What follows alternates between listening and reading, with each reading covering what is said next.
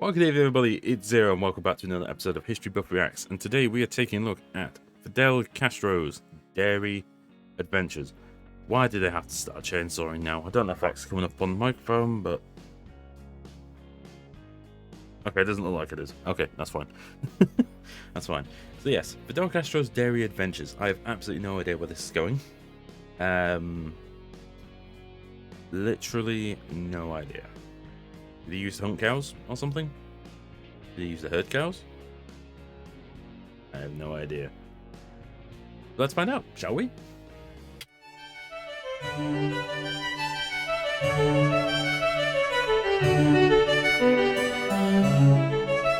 Hey kids, let's Hi, talk Sam. about Fidel Castro. We're all Yay. familiar with Castro, right? Dictator of Cuba for the whole second half of the 20th century, main antagonist of the Cuban Missile Crisis, you know. Yep. Anyway, this man loves three things. He loves Cuba, he loves communism, and good God, does the man love dairy. Yep, you heard me right. The all-powerful dictator of communist Cuba is obsessed with anything related to milk and its derivatives. I drew up a little chart here, right? I call it the Leche Lovin' Ladder. At the bottom you got dairy farmers, then you got Ross O'Donovan, then Mr. Bones, then starving babies, and then all the way up at the top here, you got Fidel Castro. Today, I'm going to share a few true stories that illustrate his preoccupation. Okay, the first one isn't really a story so much as a fact, but according to several sources, Castro was known to be able to eat 18 scoops of ice cream after a meal. That's more than 2 pints. If that doesn't impress you, then go try.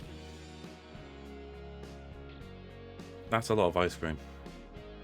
That's a ridiculous amount of ice cream. What the fuck? Like, what? Yeah, that's... After a meal, he's able to eat over 2 liters. But... What? No! That's too much. No. The shits must have stunk. Jesus Christ. Try it for yourself. Me, I can barely manage a pint and a half on an empty stomach, and Castro's doing it on top of a full meal. But it gets better. Being such an ice cream connoisseur, Castro ordered the construction of an ice cream shop. But this isn't your average everyday parlor, not by a long shot. He built a straight-up ice cream complex taking up an entire city block. This was a piece of modern architecture too, in total contrast to the surrounding slums, all for the sake of ice cream. The place is called Copelia, and it's still open today. Of course, Castro's obsession went beyond just personal pleasure. Dairy was so dear to him that it often found its way into diplomatic interactions. Like one time, a French diplomat came to visit, so Castro whips out some Cuban cheese. Specifically though, it was Camembert cheese, a variety that France is famous for. French guy was like, hey, not bad, it's almost as good as the French kind. Try it again, I think you'll find it's even better than the French. Alright, I wouldn't say that. I'm sorry, are you disrespecting my cheese? In my house? On my island? No, I mean it's good, I just said the French kind is better. Maybe if you froggy fucks bathed once in a while, you'd be able to taste the cheese instead of your own B.O. Listen, you've got your cigars, we've got our cheese, live with it. Fine.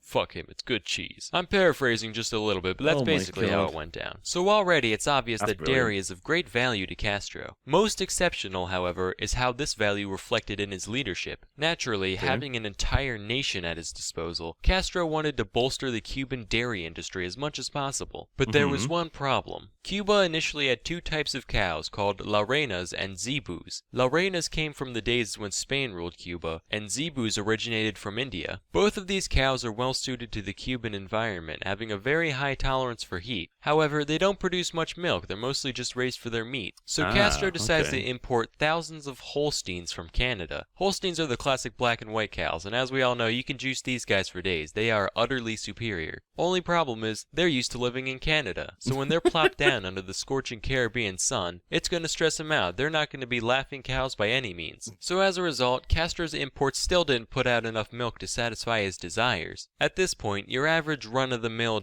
Yeah, because you drag anything from its natural habitat, it's going to have to adapt to that habitat.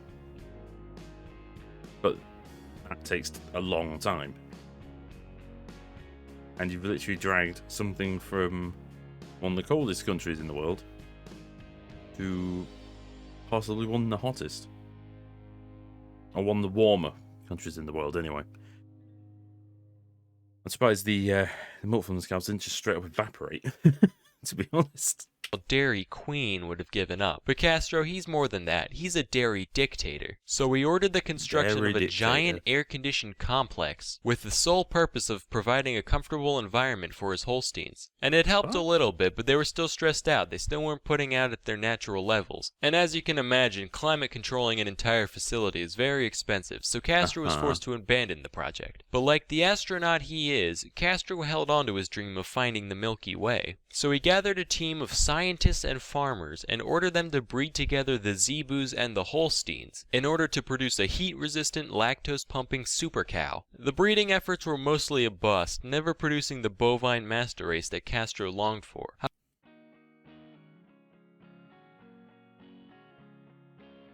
I guess that could work. I'm trying to think if there's any way that wouldn't work. I mean, they're not like dogs, you know, they can't just intermingle like dogs. Obviously, dogs are renowned for being able to do that. I'm guessing cow physiology just doesn't work that way. I love how you just got, well, we've got these cows that are really good in the hot weather, but they're meat cows. But we've got these cows here, they're cold, they're milk cows, and these are the ones we want. So let's breed them together and just hope something happens. It's getting very obvious that he's kind of just throwing shit at the wall and hoping to see what sticks and if it actually works.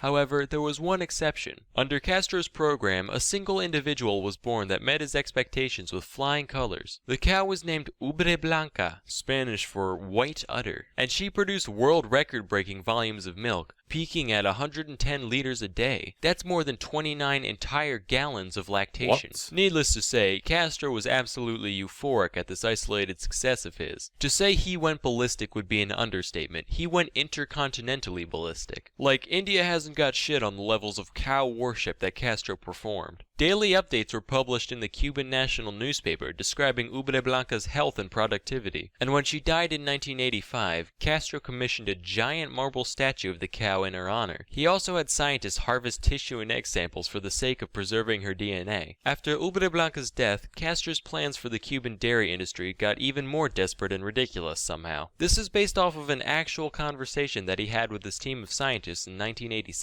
Okay, guys, hear me out. What if we make cows that are the size of dogs so that way they can live in people's apartments with them? Fidel, I don't think that's gonna work. No, it'll work. You just have to grow grass in the apartment too. You can't be serious. Yeah, you just gotta put up some fluorescent lights. Bam, little grazing patch for your doggy cow. You are a fucking lunatic. And obviously nothing ever came of that idea, and Cuba's dairy industry is still floundering today, sadly. So yeah, if you haven't gotten the picture by now, the dude likes milk. Imagine he's at the birth of his grandson, right? Ah, what a beautiful baby boy. Fidel, there's something we need to tell you. Your grandson, he's lactose intolerant. Prepare the firing squad. Anyway, there's plenty of other miscellaneous stories surrounding his little preoccupation, like the time the CIA tried to poison his milkshake, so I just decided to highlight a few big ones. Anyway, that's all for today. Till next time, I'm Sam Manella, and thank you for watching.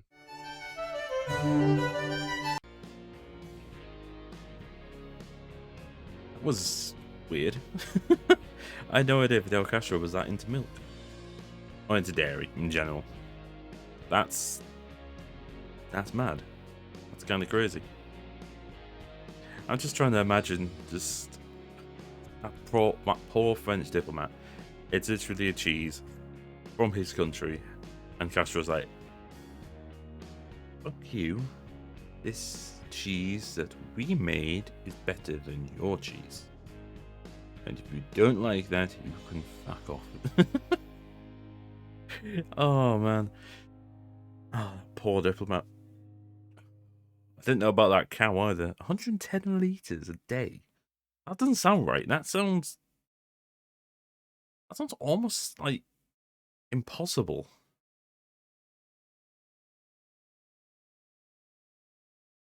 Yeah, I don't know. People can write what they want in the press these days. It can spout 110 litres. Honestly, if you pace that thing's other would go off like a geyser. Oh, that's not a mental image I needed. Oh no.